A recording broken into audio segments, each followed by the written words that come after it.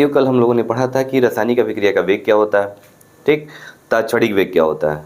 और रासायनिक अभिक्रिया के वेग में हम लोगों ने पढ़ा था कि अभिकारक या उत्पाद की सांद्रता में परिवर्तन की दर को अभिक्रिया का वेग कहते हैं, ठीक। फिर तात्क्षणिक वेग हम लोगों ने पढ़ा था। तात्क्षणिक वेग क्या होता है, तो किसी विशेष समय पर या किसी समय पर अभिक्रिया का जो वेग होता है वही क्या कहलाता है, तात्क्षणिक वेग कहलाता है। तात्क्षणिक वेग को dr/dt या dp/dt लिखते हैं, ठीक। एक होता है औसत वेग। औसत वेग, औसत वेग क्या होता है, तो किसी समय अंतराल में अभिकारक या उत्पाद की सांद्रता में जो परिवर्तन होता है ना, उसी को कहते हैं अभिक्रिया का औसत वेग, ठीक। किसी निश्चित समय अंतराल में अभिकारक या उत्पाद की सांद्रता में जो परिवर्तन होता है उसको क्या कहते हैं, औसत वेग कहते हैं। और इसको लिख सकते हैं डेल सी या अपान डेल टी, ठीक है। प्लस माइनस लग जाएगा, अभिकारक के सापेक्ष लेंगे तो माइनस और उत्पाद के सापेक्ष लेंगे तो प्लस हो जाएगा। अब देखिए, एक अभिक्रिया है कि H2 + O2 एरो जल, यानी कि हाइड्रोजन और ऑक्सीजन मिलते हैं तो जल का फॉर्मेशन होता है इस अभिक्रिया में, ठीक। अगर हाइड्रोजन के सापेक्ष, ये भी अभिकारक है, ये अभिकारक है, ये क्या है, उत्पाद है, ठीक। तो अगर हम निकालें अभिक्रिया का वेग, अभिक्रिया का वेग, ठीक है, तो हाइड्रोजन की सांद्रता में परिवर्तन और बटा में समय अंतराल। लेकिन ये बताइए कि हाइड्रोजन के कितना है, 2 अणु है ना, तो एक अणु के निकालने के लिए हम 2 से क्या कर देंगे, भाग दे देंगे, ठीक। ऐसे ही अगर हम क्या निकालेंगे, ऑक्सीजन के सापेक्ष निकालें अभिक्रिया का वेग, तो ऑक्सीजन के सांद्रता में परिवर्तन और बटा में समय अंतराल, ठीक है। इसका एक ही अणु है। ऐसे ही जल के लिए निकालें हम तो हो जाएगा जल के सांद्रता में परिवर्तन और बटा में समय अंतराल, ठीक है। लेकिन इसके 2 अणु हैं, एक अणु के निकालने के लिए हम 2 से क्या कर देंगे, भाग दे देंगे। ये क्या होगा, माइनस में होगा, ठीक। और ये होगा जो वो किस में होगा, प्लस में होगा, क्योंकि ये क्या है, उत्पाद के सापेक्ष निकाल रहे हैं हम लोग, ठीक। तो याद रखना है, अगर किसी अभिक्रिया का अगर वेग निकालना हो तो जो स्टोइकियोमेट्रिक गुणांक होगा उसे हम क्या कर देते हैं, भाग कर देते हैं। जैसे एक अभिक्रिया है हमारा ये, ठीक,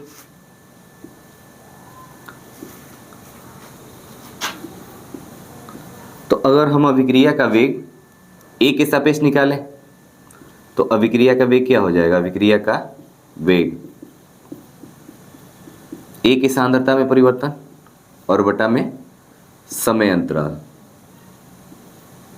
लेकिन इसके ए अणु है ना, तो ए अणु से क्या कर देंगे, हम भाग दे देंगे, यानी कि जो स्टोइकियोमेट्रिक गुणांक है उसे हम क्या कर देंगे, भाग दे देंगे। और इसके आगे क्या लग जाएगा, माइनस, क्योंकि क्या है, अभिकारक है। या बी की सांद्रता में परिवर्तन बटा में समय अंतराल, इसके कितने अणु हैं, बी है तो हम बी से भाग दे देंगे। ये भी क्या होगा, माइनस में होगा, क्यों, क्योंकि अभिकारक है, ठीक है। ऐसे ही अगर निकालें हम उत्पाद के सापेक्ष, तो सी की सांद्रता में परिवर्तन बटा में समय अंतराल, इसके स्टोइकियोमेट्रिक गुणांक क्या है, सी है, लेकिन इसको हम लेंगे प्लस में क्योंकि उत्पाद है। या प्लस में हम लेंगे डी के सापेक्ष लेंगे तो डी के सांद्रता में परिवर्तन बटा में समय अंतराल, और डी से क्या कर देंगे, हम भाग कर देंगे, ठीक। यानी कि किसी भी रासायनिक अभिक्रिया का अगर हमें अभिक्रिया का वेग लिखना हो तो जो स्टोइकियोमेट्रिक गुणांक है उससे हम क्या कर देंगे, भाग कर देंगे, ठीक।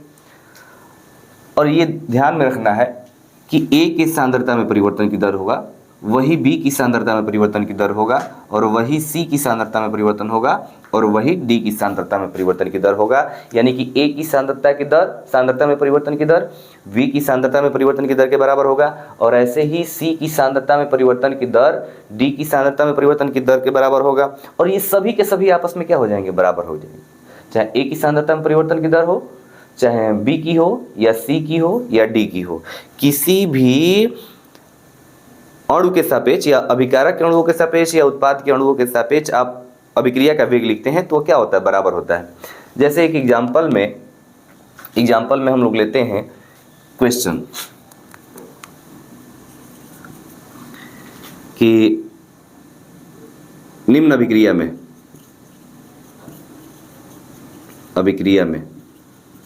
कौन सी है, H2O2 एरो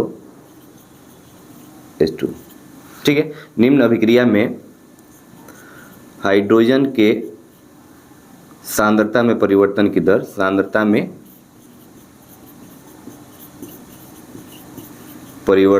दर, 5 mole litre inverse second inverse है। तो जल के सांद्रता में परिवर्तन की दर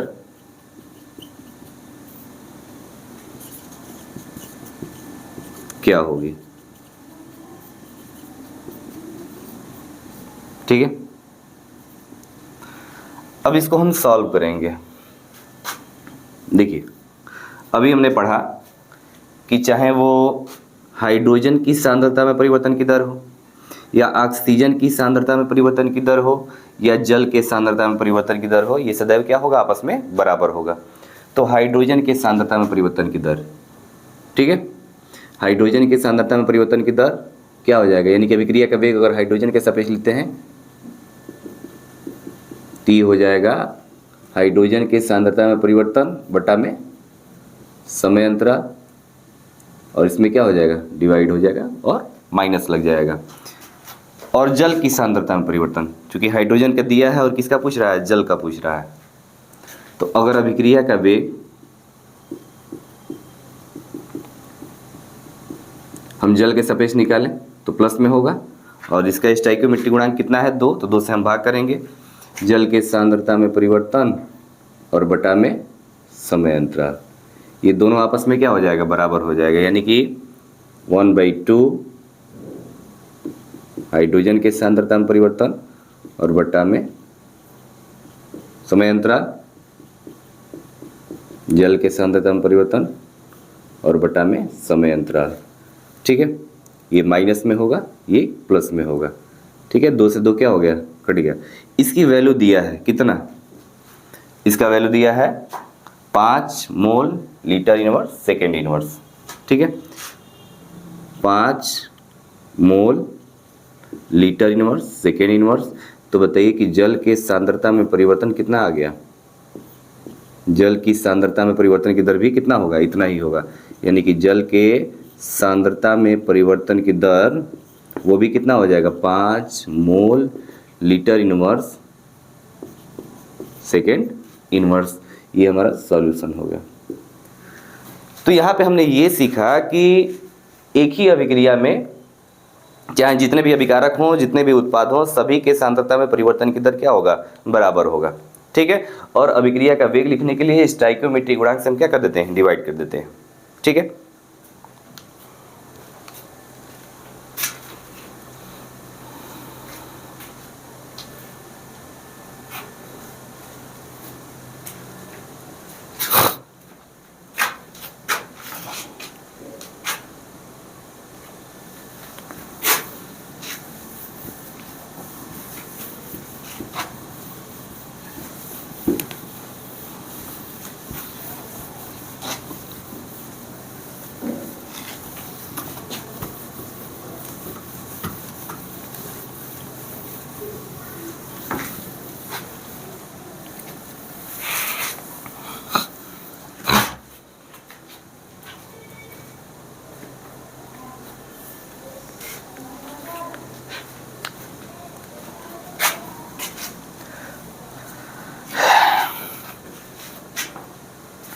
साथियों एक क्वेश्चन और लेते हैं।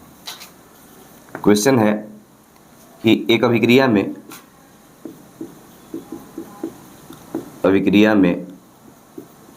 ठीक है, अभिक्रिया कौन सी है, तो अभिक्रिया है H2 plus N2 arrow NH3। ठीक है, कह दे कि हाइड्रोजन के सांद्रता में परिवर्तन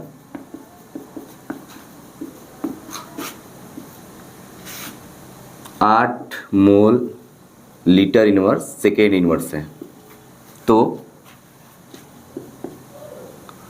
अमोनिया के NH3 के सांद्रता में परिवर्तन की दर क्या होगा?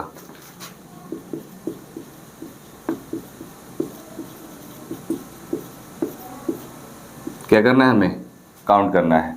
दिया है कि एक अभिक्रिया में हाइड्रोजन के सांद्रता में परिवर्तन की दर, ठीक है, परिवर्तन दर कितना है? 8 mole litre inverse second inverse है। तो अमोनिया के सांद्रता में परिवर्तन की दर क्या करना है? हमें काउंट करना है। और हम सॉल्यूशन इसका करते हैं। तो हमने पढ़ा कि अभिक्रिया की वेग या सांद्रता में परिवर्तन की दर, अगर हम हाइड्रोजन के सापेक्ष लिखें तो 1/3 और हाइड्रोजन की सांद्रता में परिवर्तन की दर बटा में हाइड्रोजन की सांद्रता में परिवर्तन बटा में समय अंतराल माइनस में होगा। और अमोनिया का पूछ रहा है ना, तो अभिक्रिया का दर या वेग क्या होगा? 1/2, ये प्लस में होगा, अमोनिया के सांद्रता में परिवर्तन और बटा में समय अंतराल। और अभी मैंने बताया कि जो दर से ये परिवर्तित होगा वही दर से ये परिवर्तित होगा, वही दर से उसी दर से ये परिवर्तित होगा, यानी कि तीनों क्या होगा? बराबर होगा। तीनों के परिवर्तन की दर क्या होगा? बराबर होगा। ठीक है, तो हम क्या करेंगे? 1/3 माइनस प्लस नहीं लिखेंगे। हाइड्रोजन की सांद्रता में परिवर्तन की दर किसके बराबर हो जाएगा? अमोनिया के सांद्रता में परिवर्तन की दर के बराबर हो जाएगा। ठीक है, देखिए हाइड्रोजन की सांद्रता में परिवर्तन की दर कितना है? 8 है, तो 1/3 ये हो जाएगा 8। हाइड्रोजन की सांद्रता में परिवर्तन की दर दिया है ना, कितना? 8 mole litre inverse second inverse. Hydrogen की सांद्रता में परिवर्तन की दर दिया है 8 mole litre inverse second inverse, ये हो जाएगा 1/2। और हमें निकालना है, काउंट करना है क्या? अमोनिया के सांद्रता में परिवर्तन की दर। ठीक है, ये 2 इधर है, ठीक, भागे में है, तो ये जाएगा तो क्या हो जाएगा? गुणा में हो जाएगा, तो 8 दूनी के 16/3 हो जाएगा अमोनिया के सांद्रता में परिवर्तन की दर। ठीक है, यानी कि जब हमने सॉल्व किया तो आ गया अमोनिया के सांद्रता में परिवर्तन की दर किसके बराबर है? तो ये हो जाएगा 16/3 mole litre inverse second inverse. साथियों, हम लोग पढ़ेंगे अब अभिक्रिया के वेग को प्रभावित करने वाले कारक, क्योंकि हम लोग वेग के बारे में पढ़ चुके हैं और रासायनिक बल गतिकी में यही पढ़ना था कि अभिक्रिया का वेग क्या होता है और उसके वेग को प्रभावित करने वाले कारक कौन कौन से होते हैं, वो सब के बारे में पढ़ेंगे हम लोग। ठीक है, तो पहला कारक कौन सा है? अभिक्रिया के वेग को प्रभावित करने वाले पहला कारक जो आता है वो आता है सांद्रता। ठीक है, अब हम लोग पढ़ेंगे कि सांद्रता अभिक्रिया के वेग को कैसे प्रभावित करता है। इसके लिए हम पढ़ेंगे वेग नियम। कौन सा नियम पढ़ेंगे? वेग नियम। वेग नियम पढ़ेंगे। ठीक, वेग नियम क्या होता है? तो देखिए, सबसे पहले एक हमारे पास रिएक्शन है, एक अभिक्रिया है, ए है और ये बी है। जो बी का स्टोइकियोमेट्रिक गुणांक है वो बी है और ए का स्टोइकियोमेट्रिक गुणांक क्या है? ए है। ऐसे ही ये उत्पाद हो गया और ये क्या हो गया? ये भी उत्पाद हो गया हमारा। ठीक, वेग नियम कहता है कि जो अभिक्रिया का वेग होती है, अभिक्रिया का वेग, अभिक्रिया का जो वेग होता है ना, वो अभिकारक के सांद्रता के गुणनफल के समानुपाती होता है। ये पहला चीज कि अभिक्रिया का वेग अभिकारकों के सांद्रताओं के गुणनफल के समानुपाती होता है। अभिक्रिया का वेग अभिकारकों के सांद्रताओं के गुणनफल के समानुपाती होता है। अभिकारक ए है, इसकी सांद्रता, और अभिकारक बी है, इसकी सांद्रता के गुणनफल के क्या होगा? समानुपाती होगा। दूसरा चीज, पहला तो ये हो गया। दूसरा चीज कि जो अभिक्रिया का वेग होता है ना, वह अभिकारकों के सांद्रताओं के किसी भी घात पर निर्भर कर सकता है। ठीक है, और यह जो है हम कैसे निकाल सकते हैं? परीक्षण के द्वारा। परीक्षण के द्वारा हम लोग निकाल सकते हैं कि जो अभिक्रिया का वेग है अभिकारक के सांद्रता के किस घात पर डिपेंड कर रहा है। तो मैं मान लिया कि अभिक्रिया का जो वेग है वो अभिकारक A के x घात पर डिपेंड कर रहा है और अभिकारक B के y घात पर डिपेंड कर रहा है। ठीक है, ये x और y की वैल्यू हम परीक्षण के द्वारा निकाल सकते हैं। अभिक्रिया का जो वेग होता है ना वो इस पर डिपेंड नहीं करता है कि A का स्टोइकियोमेट्रिक गुणांक A है तो ऊपर A हो जाएगा, पावर में A हो जाएगा, और B का स्टोइकियोमेट्रिक गुणांक B है तो पावर में B हो जाएगा। कभी भी A और B पर डिपेंड नहीं करेगा। कर भी सकता है, कभी कभी कर भी सकता है, लेकिन कोई जरूरी नहीं है कि इसी पर ही करेगा, A और B पर ही डिपेंड करेगा, ऐसा नहीं है। A और B पर डिपेंड कर भी सकता है और नहीं भी कर सकता है। जैसे अगर A की वैल्यू 7 है, ठीक है, तो कोई जरूरी नहीं है कि अभिक्रिया का वेग A के 7 घात पर ही डिपेंड करेगा। ये 6 घात पर भी डिपेंड कर सकता है, 5 पर भी डिपेंड कर सकता है, 4 पर भी डिपेंड कर सकते हैं या नहीं भी कर सकता है। इसका हम मान कैसे निकालेंगे? परीक्षण के द्वारा निकालेंगे कि किस घात पर डिपेंड कर रहा है। अभिक्रिया का वेग अभिकारक के सांद्रता के किस घात पर डिपेंड कर रहा है, ये हम परीक्षण के द्वारा निकालेंगे। ठीक है, ऐसे हम अभिक्रिया को देख करके, और A का स्टोइकियोमेट्रिक गुणांक A है और B का स्टोइकियोमेट्रिक गुणांक B है, तो हम पावर में A और B नहीं निकालेंगे। ये जो पावर आता है ना वो किसके द्वारा आता है? परीक्षण के द्वारा आता है, प्रैक्टिकल के द्वारा आता है। प्रैक्टिकल से जब हम मान निकालते हैं तो उसके द्वारा आता है। ठीक है, x और y की वैल्यू किसके द्वारा आता है? प्रैक्टिकल के द्वारा आता है। ये अभिक्रिया जो है, अभिक्रिया में A का स्टोइकियोमेट्रिक गुणांक A है और B का स्टोइकियोमेट्रिक गुणांक B है, तो हम यहाँ पे A और B नहीं लिखेंगे, हम यहाँ पे क्या लिखेंगे? x और y लिखेंगे। ठीक है, और x और y की वैल्यू कहाँ से आता है? प्रैक्टिकल के द्वारा आता है कि जो अभिक्रिया का वेग है वो अभिकारक के सांद्रता के किस घात पर डिपेंड कर रहा है। अगर ये 7 है, स्टोइकियोमेट्रिक गुणांक 7 है, तो कोई जरूरी नहीं है कि 7 पर ही डिपेंड करेगा, वह 5 पर भी डिपेंड कर सकता है, 2 पर भी डिपेंड कर सकता है, 1 पर भी डिपेंड कर सकता है, या हो सकता है कि 1 पर भी ना डिपेंड करे। ठीक है, ये किसके द्वारा पता चलता है? ये पता चलता है परीक्षण के द्वारा, प्रैक्टिकल के द्वारा। तो वेग नियम समझ में आ गया। वेग नियम क्या है? वेग नियम कहता है कि अभिक्रिया का वेग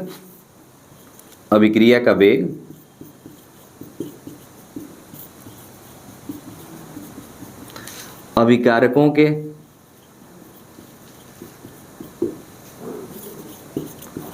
सांद्रताओं के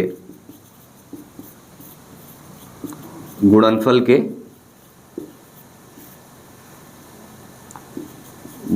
के क्या होता है? समानुपाती होता है।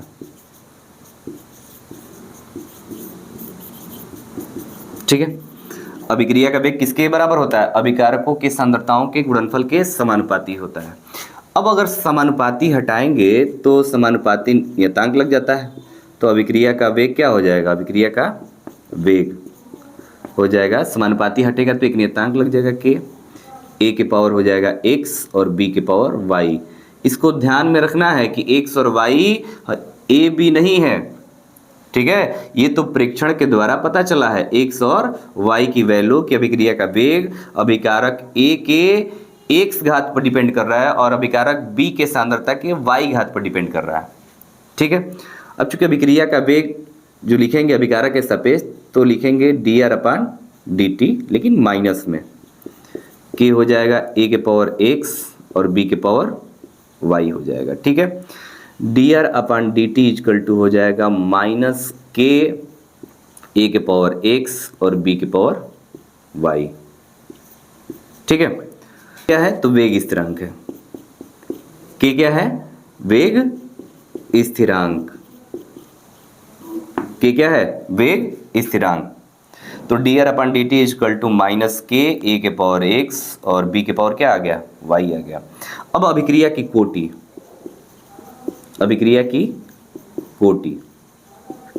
क्या होगी? अभिक्रिया की कोटि देखिए, इसको कहते हैं हम वेग व्यंजक समीकरण। ये जो समीकरण मिला है ना, इसको हम कहते हैं वेग व्यंजक समीकरण। वेग व्यंजक समीकरण, वेग व्यंजक समीकरण। तो वेग व्यंजक समीकरण में अभिकारक की जो सांद्रता है उसके घात का योगफल, A अभिकारक की सांद्रता का घात क्या है? x, और B अभिकारक के सांद्रता का घात क्या है y, तो इसके घात के योगफल के बराबर होगा अभिक्रिया की कोटि। समझ में आ गया? अभिक्रिया की कोटि क्या होती है? तो वेग व्यंजक समीकरण में अभिकारकों के सांद्रताओं के जो घात का योगफल होता है उसे क्या कहते हैं? अभिक्रिया की कोटि कहते हैं। ठीक है, कोटि किसे कहते हैं? कोटि। तो वेग व्यंजक समीकरण में, वेग व्यंजक समीकरण में अभिकारकों के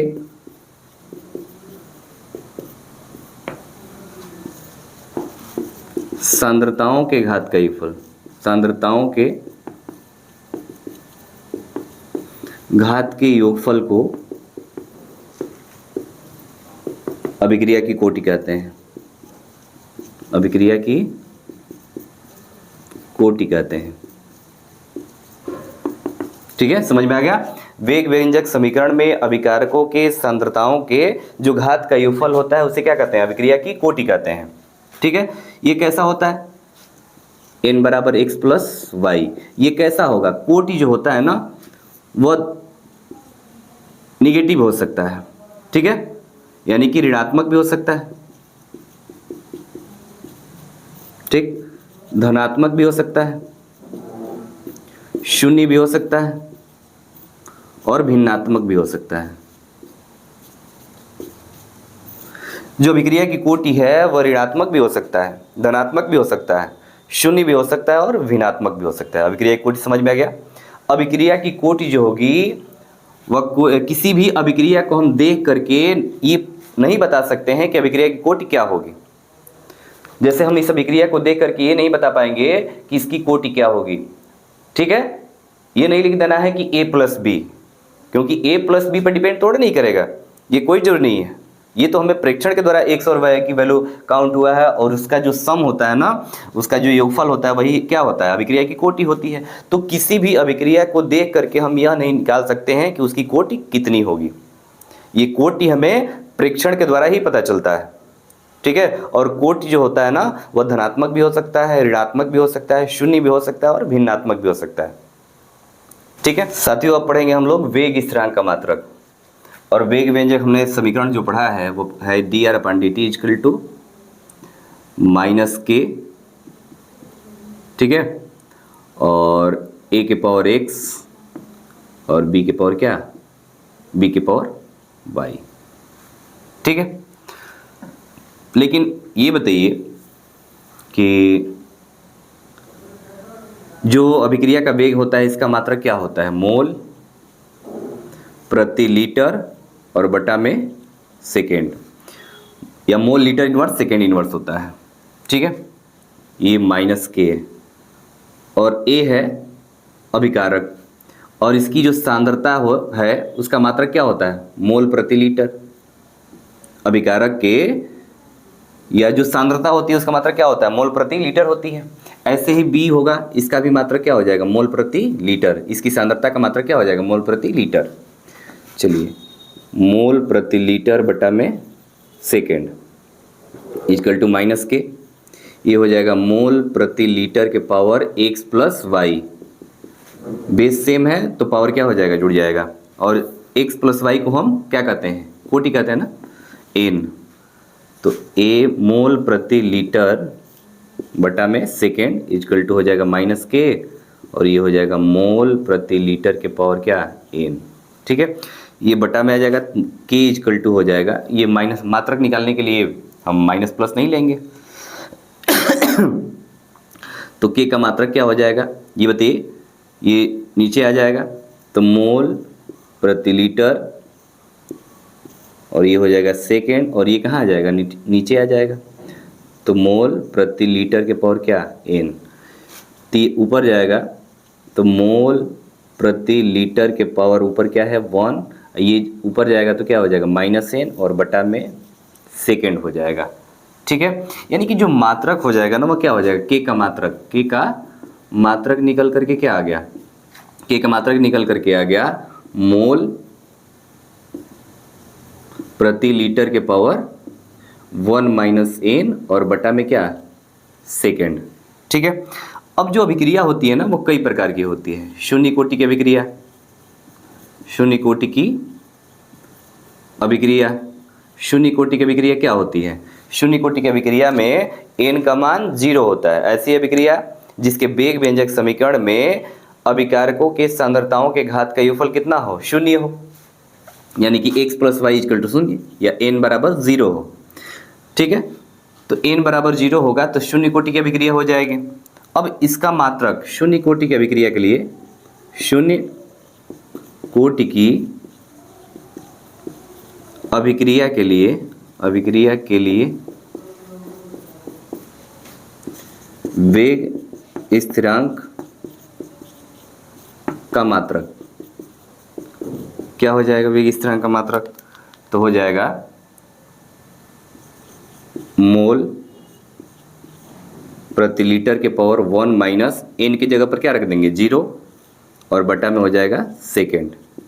तो हो जाएगा मोल प्रति लीटर के पावर 1 और सेकेंड, यानी कि mole litre inverse second inverse हो जाएगा। ठीक है, शून्य कोटि की अभिक्रिया के लिए वेग स्थिरांक का मात्रक हो जाएगा mole litre inverse second inverse.